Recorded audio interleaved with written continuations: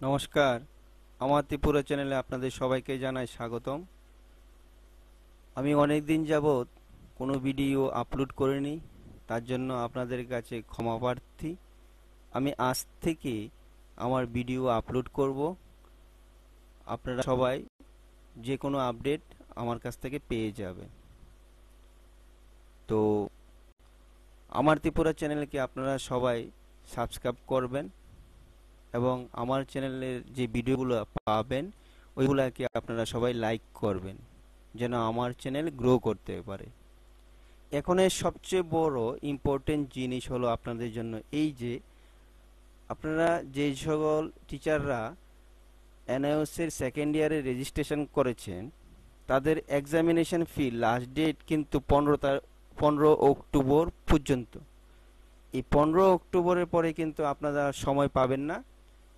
তার জন্য আপনাদের বলছি এই 15 তারিখের মধ্যে আপনাদের 505, 6, 7, 8 এবং 9 অথবা যাদের 10 আছে ওনারা এক্সামিনেশন ফি দিয়ে দেবেন। আমি শুনেছি অনেক টিচার কি করেছেন, ওনারা 504 এবং 5 এর কি করেছেন, ওনারা এক্সাম ফি দেননি, যার জন্য ওনারা পরীক্ষা দিতে পারেননি। এনআইএস থেকে এই বিষয়ে কোনো এখন অবধি আপডেট নেই। আমার চ্যানেলে আপনারা নজর রাখবেন, যদি কোনো আপডেট থাকে আমি দিয়ে দেব। তো আপনারা সেকেন্ড ইয়ার এক্সামিনেশন ফি দেওয়ার জন্য কি করতে হবে, ওয়েবসাইটে ডিএলএড এর যে ওয়েবসাইট আছে dled.nios.ac.in এ যাবেন।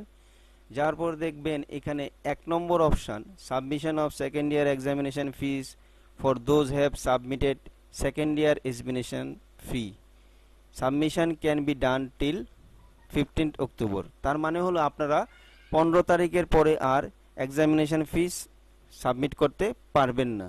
তার জন্য আর দেরি না করে এখনই সাবমিট করে দিন, তা না হলে আপনারা পরীক্ষায় বসতে পারবেন না। তো সাবমিট করার জন্য আপনাদের কি করতে হবে, submission of second year examination ফিতে ক্লিক করবেন। ক্লিক করার পর দেখবেন এখানে লেখা আছে please enter your enrolment number. Enrolment number দেওয়ার পর আপনারা এখানে সাবমিট বাটনে ক্লিক করবেন। সাবমিট বাটনে ক্লিক করার পর এখানে দুটো অপশান আসবে। একটা আপনাকে জিজ্ঞেস করবে যে আপনার ইনফরমেশনগুলো ঠিক আছে কিনা। যদি ওইগুলা ঠিক থাকে তাহলে ওই ইয়েসে ক্লিক করবেন। ইয়েসে ক্লিক করে সাথে সাথে দুটো অপশান বের হবে। এখানে দুটো অপশানের মধ্যে একটা অপশান থাকবে আপনারা 509 নেবেন না 5010 নেবেন। তো 509 আর 9 এর মধ্যে পার্থক্য কি, যে সকল শিক্ষকরা আপনারা সায়েন্স নিয়ে পড়াশোনা করেছেন ওনারা 5010 সিলেক্ট করবেন, আর যে সকল শিক্ষকরা আপনারা আর্টস অথবা কমার্স নিয়ে পড়াশোনা করেছেন ওনারা 509 সিলেক্ট করবেন।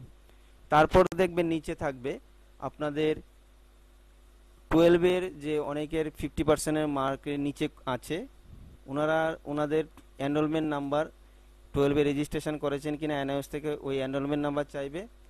যদি আপনারা করে থাকেন তাহলে এনরোলমেন্ট নাম্বার দিবেন, আর যদি না করে থাকেন তাহলে ওইটা নো করে তারপর সাবমিট করে দেবেন। সাবমিট করার পর আপনার ব্যাংকের যে কোন ব্যাংকের থেকে পেমেন্ট করবেন ওই ওই পেজটা আসবে, আসার পর এখান থেকে আপনারা পেমেন্ট করে দেবেন। সবচেয়ে বড় ইম্পর্টেন্ট জিনিস হলো এই যে দেখছেন আপনারা 15 অক্টোবর হলো লাস্ট ডেট। 15 অক্টোবরের পরে কিন্তু আর এক্সামিনেশন ফি দেওয়া যাবে না, ঠিক আছে? তো তার জন্য আপনাদের এই 15 অক্টোবরের মধ্যে এক্সামিনেশন ফি দিয়ে দিতে হবে, ঠিক আছে? আজকে